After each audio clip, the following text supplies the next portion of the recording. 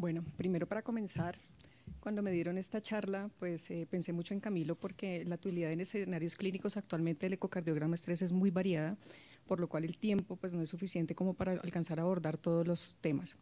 Pero además me surgió una duda y es que los avances en la ecocardiografía en los últimos años han sido exponenciales. Comenzamos en 1979 cuando en Circulation se publicó que bajo el modo M, que es un método que se utilizaba antiguamente y que todavía usamos para algunas cosas, donde se veía la extensión de las estructuras cardíacas a través del ciclo cardíaco y donde se veía el engrosamiento parietal de las paredes en las diferentes partes del ciclo cardíaco en sístole y en diástole. Ellos publicaron un artículo donde demostraban que había mayor sensibilidad del modo M durante el ejercicio para detectar anormalidades en la contractilidad cuando la prueba de esfuerzo no tenía un significado claro o era una prueba incierta.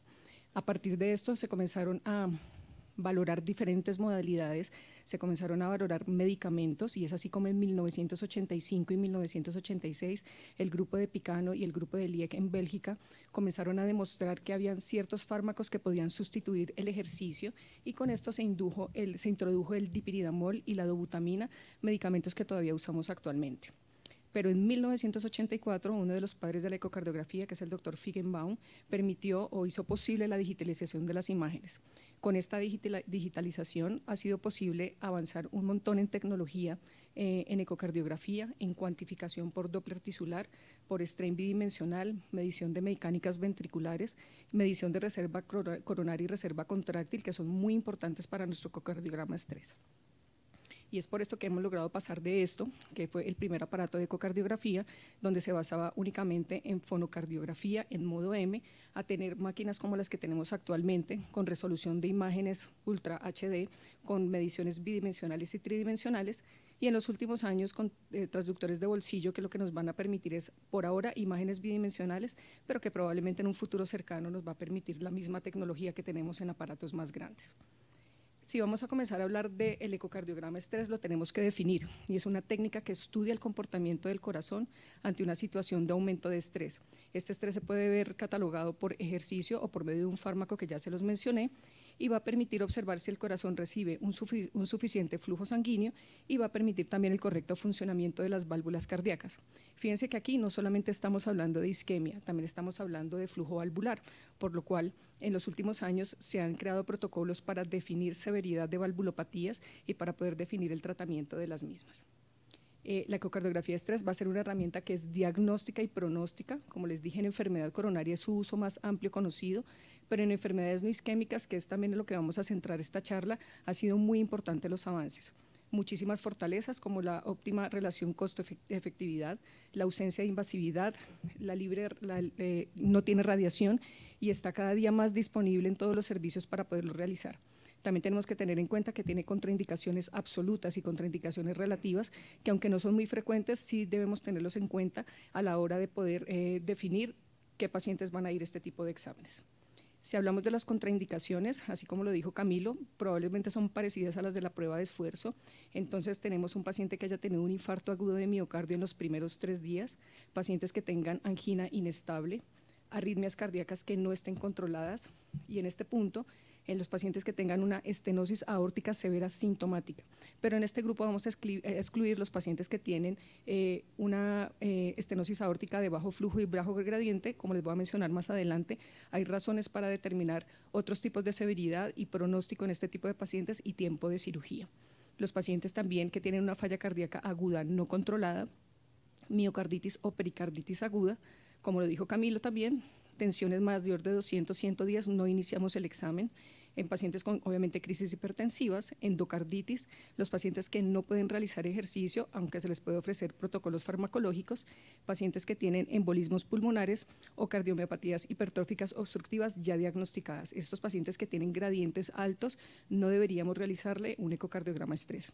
Los pacientes también que tienen bloqueos de alto grado, trombos intraventriculares, y en este punto también debemos ser muy específicos porque antes de cualquier ecocardiograma estrés debe realizarse un ecocardiograma transtorácico buscando alteraciones de la contractilidad segmentaria, trombos intracavitarios que nos contraindiquen el examen para poder suspenderlo de forma temprana. también los pacientes que tienen alergias a medicamentos y sobre todo aquí muy claro en la atropina, que también la usamos frecuentemente en los pacientes que tienen glaucoma de ángulo cerrado, estenosis pilórica o pacientes con miastenia gravis en los cuales vamos a deteriorar la condición de base. Es importante ver también las complicaciones y si ustedes ven este estudio en el cual comparan las complicaciones del ecocardiograma estrés-ejercicio con el dobutamina, probablemente la incidencia de complicaciones fatales es muy baja, pero sí debemos tener en cuenta que podemos tener pacientes que se infarten durante el procedimiento, que tengan taquicardias ventriculares sostenidas, lo cual ya nos ha pasado, pacientes que hagan fibrilación ventricular, paro y evidentemente puedan morir durante el procedimiento, rupturas cardíacas, accidentes cerebrovasculares, pacientes que hagan síncope durante la prueba, sobre todo en los que tienen valvulopatías que están en estudio, pacientes que pueden presentar bloqueo AV completo durante la prueba o alteraciones en la conducción intraventricular. Con medicamentos también, sobre todo más con medicamentos, podemos inducir fibrilación auricular o flúter o podemos inducir también taquicardias supraventriculares. Esto es porque tenemos que tener en cuenta que todos estos exámenes son vigilados y que debe haber un cardiólogo presente durante la realización del estudio y también durante su interpretación. Esto se los traigo porque es la forma como realizamos ecocardiograma estrés. En la parte de la izquierda está el ecocardiograma estrés ejercicio. Nosotros utilizamos la banda principalmente para poder realizar el estudio, pero también existen las bicicletas supinas que también tienen unas indicaciones específicas y finalmente lo que buscan principalmente es el estudio en valvulopatías e hipertensión pulmonar. Pero también existe la bicicleta erecta, los marcapasos auriculares que se pueden hacer, poner marcapasos auriculares para hacer un ecocardiograma estrés sobre estimulación de marcapaso definitivo o se puede hacer por vía transesofágica o transvenosa también. Y el ecocardiograma estrés farmacológico de este lado, donde utilizamos principalmente dobutamina, dipiridamol y adenosina. Nosotros en el laboratorio utilizamos dobutamina y adenosina, pero es el punto en mencionarles que para solicitar un estudio con fármaco, la única indicación para inducción de isquemia es que el paciente no pueda realizar ejercicio, no hay otra indicación. Es decir, que todos los pacientes o la mayoría de los pacientes deberían ir a un ecocardiograma de estrés ejercicio. Hablando de los medicamentos, los protocolos ya están dados. En dobutamina iniciamos con infusiones de 5 microgramos kilogramo minuto hasta alcanzar ascendentemente dosis de 40 microgramos kilogramo minuto, que son dosis muy altas, y lo podemos mezclar, si no alcanzamos la frecuencia cardíaca máxima, con atropina con bolos de 0.25 miligramos hasta alcanzar un máximo de 2 miligramos o 2 ampollas.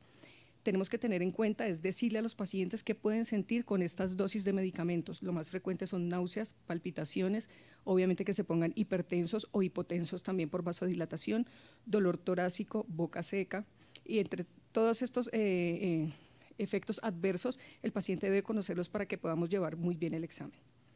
Si hablamos de las indicaciones o la aplicación clínica, que es el nombre de la charla, vamos a tener 3 principales. Uno, para diagnóstico de enfermedad isquémica, aquí nos vamos a enfrentar al diagnóstico y al pronóstico con 2 variables, uno para detección de isquemia y el otro para detección de viabilidad.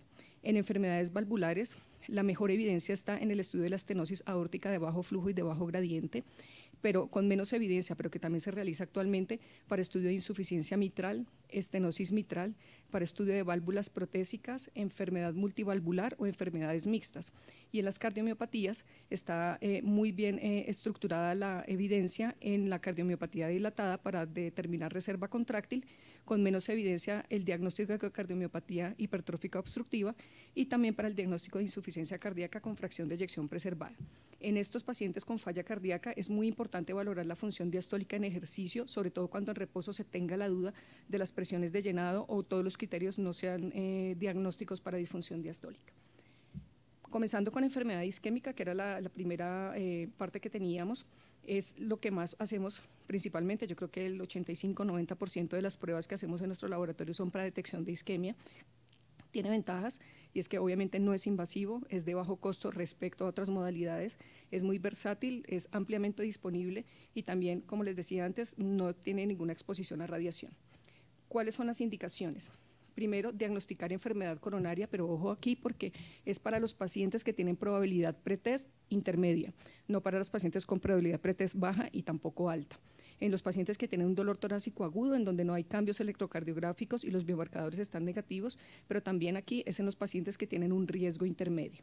Pacientes que han tenido un CT previo, una angiografía coronaria previa con estenosis moderada, en la cual queremos valorar funcionalmente si hay alguna repercusión hemodinámica también en los pacientes que tienen anginas nuevas o para monitorizar PCI previa o revascularizaciones previas y para reestratificar el riesgo en los pacientes que han tenido un infarto al miocardio. Especialmente hay un tópico que aunque ya tenemos otros métodos diagnósticos, la viabilidad miocárdica también se puede hacer por ecocardiograma estrés. ¿Por qué nosotros podemos elegir esto frente a la prueba de esfuerzo? La primera es por la cascada isquémica.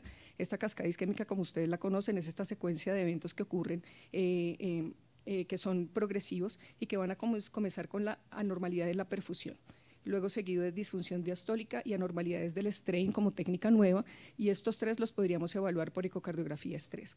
Posteriormente, y como un evento clínico, vamos a ver anormalidades del movimiento de las paredes en reposo, disfunción sistólica, anormalidades del electro, y por último va a presentar angina el paciente, que es el síntoma cardinal. Y aunque es el síntoma cardinal, es el que tiene más baja sensibilidad, siendo el de más alta sensibilidad de las anormalidades de la perfusión, que son las que podemos evaluar también por ecocardiografía. ¿Cómo lo vamos a interpretar? Esta gráfica que probablemente todos conocen, lo que vamos a hacer es que vamos a hacer imágenes en 4 cámaras, en 2 cámaras, en eje largo y en ejes cortos. Cada colorcito lo que va a valorar es qué arteria está haciendo irrigación a ese segmento del corazón, y lo que vamos a dar es un puntaje de la motilidad parietal. De 1 a 5, cuando 1 es el normal, 2 es hipoquinesia, en el 3 valoramos aquinesia o hipoquinesia severa, en el 4 disquinesia o movimiento paradójico, y en el 5 las dilataciones diastólicas aneurismáticas. Con este puntaje, cuando lo sumamos, nos va a dar un índice sumado de estrés que también nos va a ayudar a tener un diagnóstico de isquemia de este paciente. ¿Cómo lo vamos a interpretar? Cuando en el reposo es normal y en el estrés es hiperdinamico, la interpretación es que es normal el segmento y que la probabilidad de enfermedad coronaria significativa es baja. Si comenzamos con un segmento hipoquinético, que en el estrés continúe hipoquinético o aquinético, lo que nos va a valorar es la presencia de isquemia miocárdica. Cuando mejora la contractilidad en el estrés, es un miocardio que puede ser viable. Cuando la respuesta a las 3 es normal o menos hipoquinética, podemos hablar de aturdimiento miocárdico. Y en los segmentos que comienzan aquinéticos, cuando mejora la contractilidad en los estadios tempranos y luego empeora, a esto se le llama una respuesta bifásica, que se los menciono adelante con una gráfica que tengo, y lo que nos va a demostrar es que hay viabilidad e isquemia al tiempo. En los segmentos que están aquinéticos y permanecen aquinéticos o se vuelven disquinéticos, lo que nos va a mostrar es que es una cicatriz, es un infarto transmural que no requiere revascularización porque es una zona no viable. Este es un ejemplo que les traigo, en el cual en el lado izquierdo superior está un ecocardiograma de un paciente donde tiene la función ventricular conservada y donde tiene una insuficiencia mitral leve. Si vemos en el lado superior derecho están las imágenes que normalmente se pueden tomar, que es una imagen apical 4 cámaras, 2 cámaras, con un eje largo parasternal o que son 3 cámaras apical, y un eje corto que en esta gráfica está a nivel de los músculos papilares. Aquí podremos evaluar los 17 segmentos o 16 segmentos de acuerdo al que se use y vamos a determinar si hay isquemia o no. Esta es la respuesta con el ejercicio máximo de los 4 cámaras, donde, si ustedes pueden dar cuenta, hay una alteración en la contractilidad que es muy leve en el segmento apical del septum inferior, y en el 2 cámaras hay una alteración de la contractilidad por hipoquinesia en el segmento apical de la pared anterior. Les traigo este ejemplo porque realmente el cambio es muy leve, probablemente muchos no lo vean, y es por eso que la experticia en leer ecocardiografía y en hacerlo en los laboratorios es muy importante para tener estas detecciones en los pacientes que no son tan significativas. Este paciente tenía una enfermedad de descendente anterior tercio medio y se llevó a una PCI. También tiene valor en INOCA. En INOCA, como ustedes saben, es una enfermedad isquémica no obstructiva coronaria que puede tener 2 causas principales. La primera es el vasoespasmo coronario o la otra la disfunción de la microcirculación coronaria, donde aquí las técnicas invasivas y no invasivas son válidas. El PET también es válido, la resonancia magnética también, pero el ecocardiograma también puede valorarse para ver la reserva funcional volumétrica también, cuando tiene ya descritos qué es lo que podemos encontrar, y lo que nos va a marcar es pronóstico de eventos cardiovasculares mayores. ¿Qué precisión diagnóstica tenemos en este ecocardiograma estrés para isquemia? Entonces, si lo vemos, con lo que más usamos actualmente es el ejercicio, el estrés ejercicio, en donde va a tener una sensibilidad aproximada de 83% y una especificidad de 84%, y con dobutamina una sensibilidad de 81% y una especificidad de 84%, que si ustedes lo comparan con los de la prueba de esfuerzo, evidentemente son mayores. También podemos evaluar viabilidad miocárdica en isquemia. ¿A qué nos referimos con viabilidad? A que los segmentos miocárdicos con función contráctil y metabólica preservada después de un tiempo de que no tienen un flujo sanguíneo adecuado, se pueden recuperar después de que se recupera el flujo de ese vaso. Sin embargo, cuando eso está expuesto a noxas continuas, lo que nos puede llevar es a tres tipos de respuesta. La primera es la necrosis miocárdica con cicatriz, es decir, que el segmento ya se vuelva no viable, o un segmento aturdido que se pueda recuperar, o que esté hibernante, el cual también se puede recuperar. Entonces, estos normalmente de viabilidad miocárdica, el protocolo elegido o que deberíamos elegir es un protocolo farmacológico a bajas dosis. ¿Qué son bajas dosis? Como les mencioné al comienzo, nosotros en un protocolo normal de isquemia hacemos 5 microgramos kilogramo minuto hasta 40, con dosis bajas la idea es que hagamos hasta máximo 20 microgramos kilogramo minuto. Ya con esta respuesta, donde se aumenta primero la inotropía del ventrículo izquierdo, podemos valorar el engrosamiento de los segmentos y ver qué tipo de respuesta tiene. Entonces, como ustedes se dan cuenta, en un miocardio normal lo que va a tener es una contractilidad normal seguido de una hipercontractilidad. Cuando está isquémico, aumenta a dosis bajas la contractilidad, pero a dosis bajas disminuye.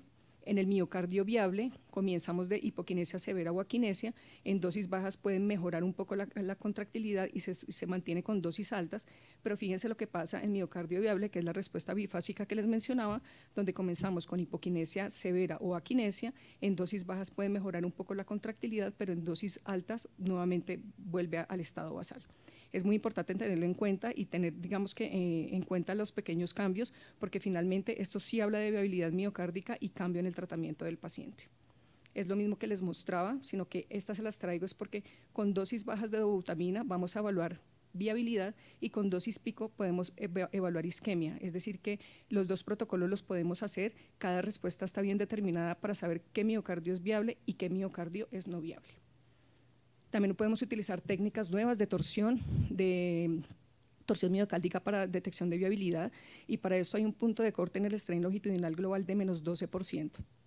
Todo lo menor a menos 12%, es decir, menos 11, menos 10 y menores, lo que nos va a hablar es de zonas infartadas en pacientes que tienen enfermedad coronaria y tiene una muy buena relación con una correlación con la resonancia magnética en determinar un infarto transmural que ya no es viable, ¿no? Entonces, digamos que esto también sería un indicador de viabilidad miocárdica.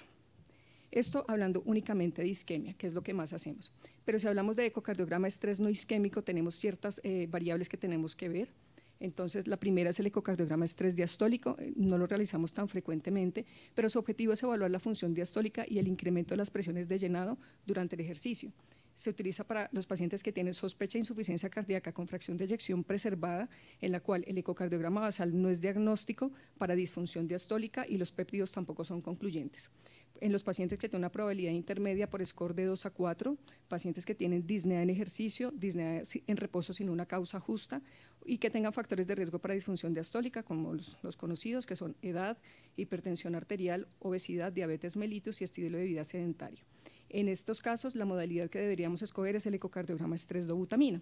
Y les traigo estas curvas, que es donde vamos a ver la presión diastólica, la presión de llenado ventricular, donde vamos a ver la presión de llenado auricular, que es lo más importante para evaluar presiones de llenado, y cómo lo vamos a medir con el influjo de la válvula mitral, que es con las relaciones EA, para poder determinar función diastólica.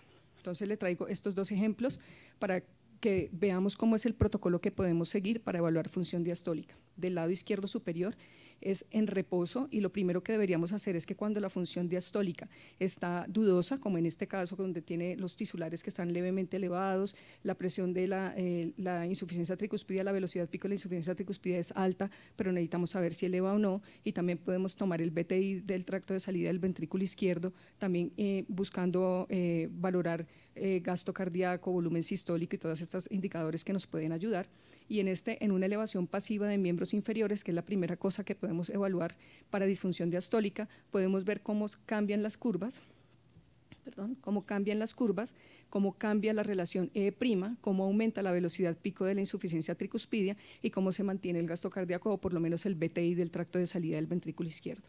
Pero si esto no fuera suficiente con la elevación pasiva de los miembros inferiores, podemos realizar ejercicio submáximo. En el ejercicio máximo lo que nos da más dificultad es tomar imágenes claramente, y con el ejercicio submáximo se ha descrito que es suficiente para poder diagnosticar disfunción diastólica.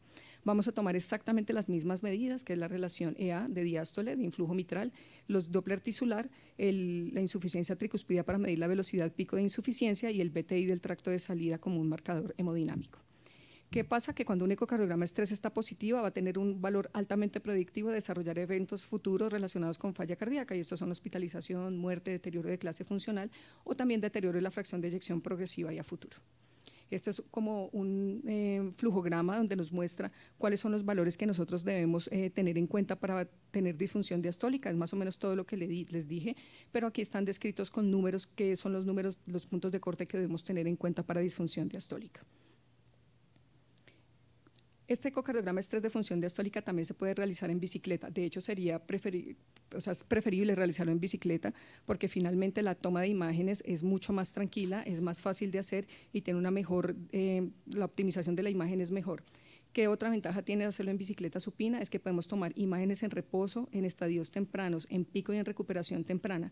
Sin embargo, aunque en la banda no se pueden hacer en estadios tempranos ni en el pico, sí se puede hacer en recuperación temprana, y los estudios realmente van a favor de que se puedan hacer en cualquiera de las dos. Si hablamos de valvulopatías, en las valvulopatías que son la columna del medio, vamos a comenzar con la valvulopatía aórtica. En la insuficiencia aórtica, cualquier insuficiencia aórtica es una herramienta diagnóstica que nos puede ayudar cuando hay discordancia entre los síntomas del paciente y la severidad de la insuficiencia. Pero aquí no deberíamos evaluar cuál es la severidad de la insuficiencia aórtica. Cuando un paciente se pone taquicárdico por esfuerzo, lo que va a hacer es acortar la diástole y uno podría ver la insuficiencia aórtica más pequeña y subdiagnosticarla. Cuando hay un paciente con insuficiencia aórtica severa asintomática, entonces este asintomático nos va a servir en ejercicio para evaluar su clase funcional, desenmascarar síntomas, y aquí deberemos tener cuidado en tomar todas las vistas suficientes para detectar reserva contráctil. ¿A qué le llamamos de reserva contráctil? Aumento de 5% de la fracción de eyección, y este aumento del 5% de la fracción de eyección en ejercicio lo que nos va a hablar es de un buen predictor de conservación de la función ventricular en caso de que el paciente vaya a cirugía. La reserva contráctil, como les decía, es una habilidad del ventrículo izquierdo para incrementar el gasto cardíaco de acuerdo al requerimiento al ejercicio. Se traduce en un incremento, cuando está reducida, es un incremento de la fracción de eyección menor al 4% o un incremento del strain longitudinal global menor al 2%. Y esta ausencia de reserva contráctil lo que nos va a hablar es de pobre pronóstico de los pacientes que o se quedan en tratamiento médico o se van a cirugía.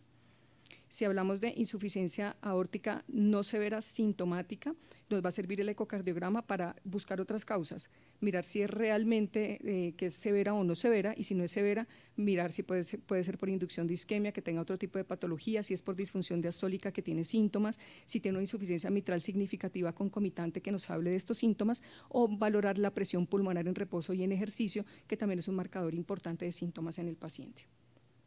Si hablamos de estenosis aórtica, estos pacientes con estenosis aórtica los vamos a catalogar en 3 categorías. La primera es los pacientes que vemos normalmente, que son los que digamos que deberían ser, que son los pacientes que tienen una estenosis aórtica severa de alto gradiente sintomática, en los que uno le toma todos los valores y coinciden perfectamente el área valvular con la velocidad pico, con el gradiente medio, y uno puede diagnosticar fácilmente la estenosis aórtica severa. En los pacientes con estenosis aórtica severa de bajo flujo y bajo gradiente con fracción de eyección reducida, y en los pacientes con estenosis aórtica de bajo gradiente con fracción de eyección preservada. Entonces, en este último grupo de pacientes son los que tienen un flujo normal o reducido, y en este caso es imperativo tomar el volumen latido indexado, y este volumen latido indexado tiene un punto de corte de 35 mililitros por metro cuadrado. Es decir, que todo reporte que ustedes vean con estenosis aórtica, el volumen latido debe ser reportado para que uno pueda clasificar el paciente y saber si requiere algún otro tipo de examen diagnóstico para ver la severidad o el tratamiento a seguir. En los pacientes que son estenosis aórtica severa de alto grado, pero que son asintomáticas, para lograr objetivizar los síntomas nuevamente, uno debería poder hacer un test de ejercicio normal, donde el paciente alcance el 85% de la frecuencia cardíaca máxima. Este punto es igual para prueba de esfuerzo y ecoestrés.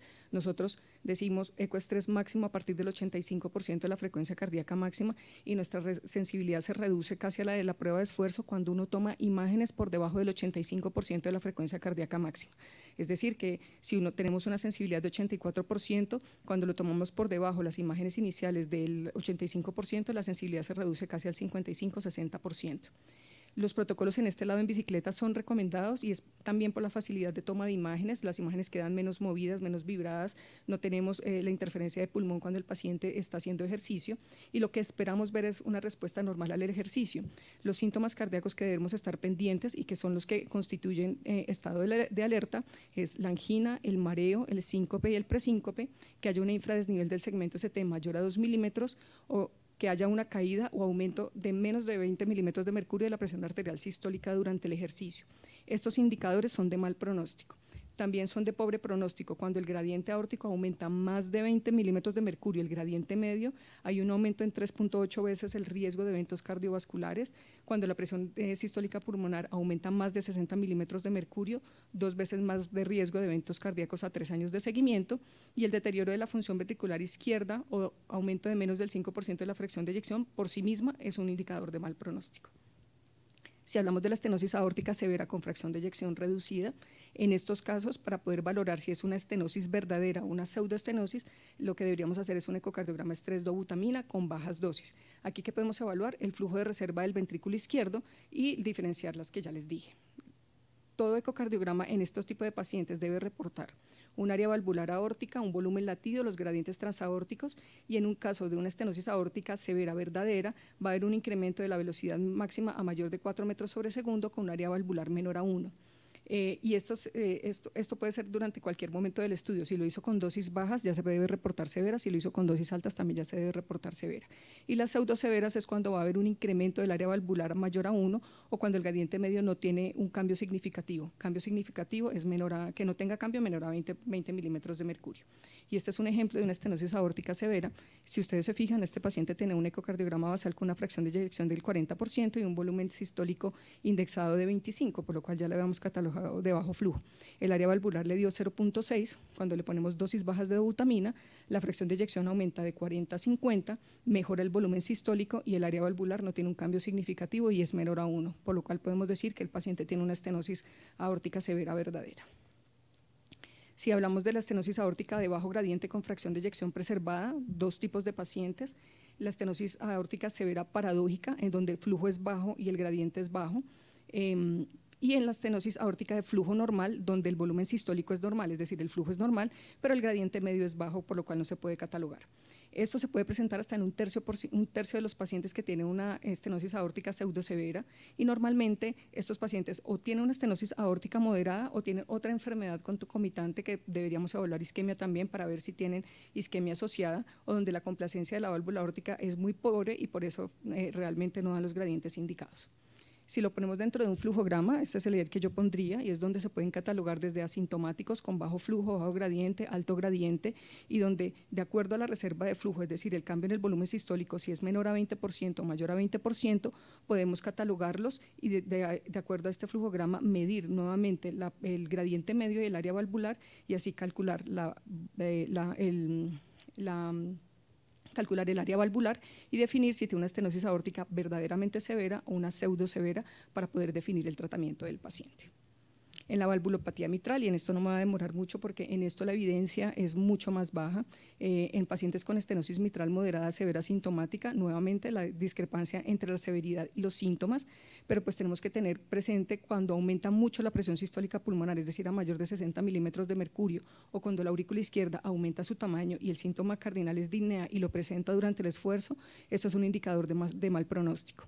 Y la estenosis mitral moderada sintomática, de acuerdo a las guías, un aumento de más de 15 milímetros de mercurio durante ejercicio con un nivel de evidencia 2BC o farmacológico con un incremento de gradiente medio mayor de 18 milímetros de mercurio son los que se catalogan los pacientes de alto riesgo.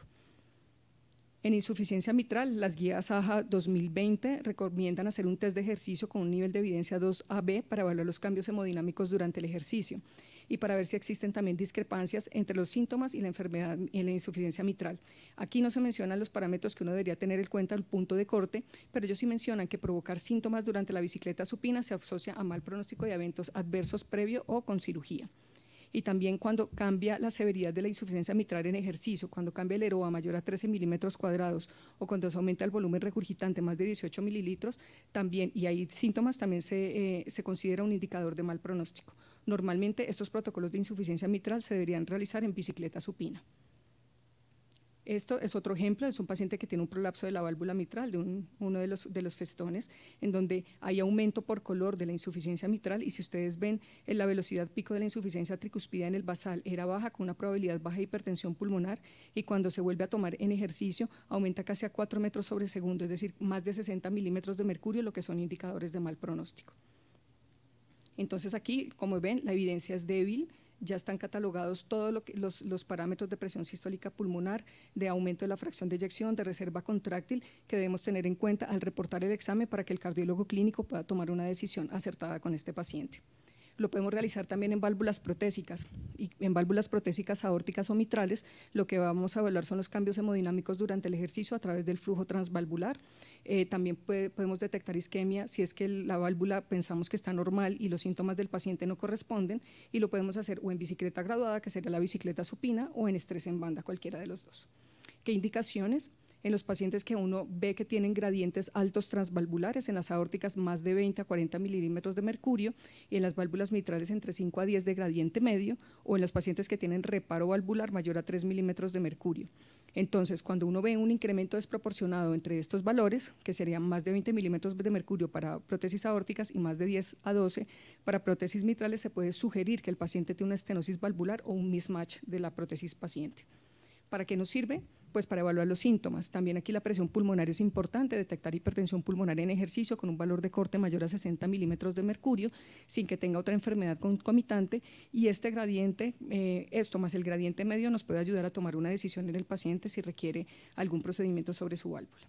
Esta última, para mencionarle las cardiomiopatías, dilatada e hipertrófica. En dilatada está totalmente estudiado la reserva contráctil, deberíamos evaluar reserva contráctil porque nos puede ayudar con la etiología, si es isquémica o no isquémica, detección temprana de cardiotoxicidad. Aunque no hay consenso en el protocolo de dobutamina que deberíamos realizar, nosotros realizamos el protocolo normal hasta 40 microgramos kilo minuto, y el protocolo de ejercicio para también valorar función diastólica y presión sistólica pulmonar. La reserva contráctil es muy importante, pronóstica para todo esto, para mortalidad, falla, hospitalización, necesidad de trasplante cardíaco en los casos que sea necesario. Y en cardiopatía hipertrófica la metodología que usamos es ejercicio, pero como les decía, eso también era una contraindicación. La contraindicación es si el paciente tiene un gradiente, un gradiente del tracto de salida en reposo menor a 50 milímetros de mercurio, podríamos llevar el paciente al ecocardiograma estrés y volverlo a medir en ejercicio y saber qué tanto aumenta. Pero cuando tiene de base uno mayor a 50 milímetros de mercurio, no deberíamos realizarlo. ¿Cuáles son los mensajes finales? Y es que la ecocardiografía estrés es una herramienta validada para la detección y la evaluación de la enfermedad coronaria. Su valor pronóstico está documentado en pacientes únicamente de riesgo intermedio o que tengan riesgo de eventos cardíacos y muerte. Es un estudio que es relativamente de bajo costo si lo comparamos con otras modalidades, está más disponible, no tiene radiación, y tenemos ahora información precisa gracias a la mejoría en la calidad de las imágenes para detectar enfermedad coronaria. Pero no pueden olvidar que está en toda la parte no isquémica, que es la evaluación de valvulopatías, hipertensión pulmonar, que nos va a ayudar también a tomar las decisiones clínicas en los pacientes que requieren reemplazo valvular. Y último, requiere valoración de la función diastólica, o sea, puede permitir la valoración de la función diastólica, reserva contráctil en los casos donde se requiera. Gracias.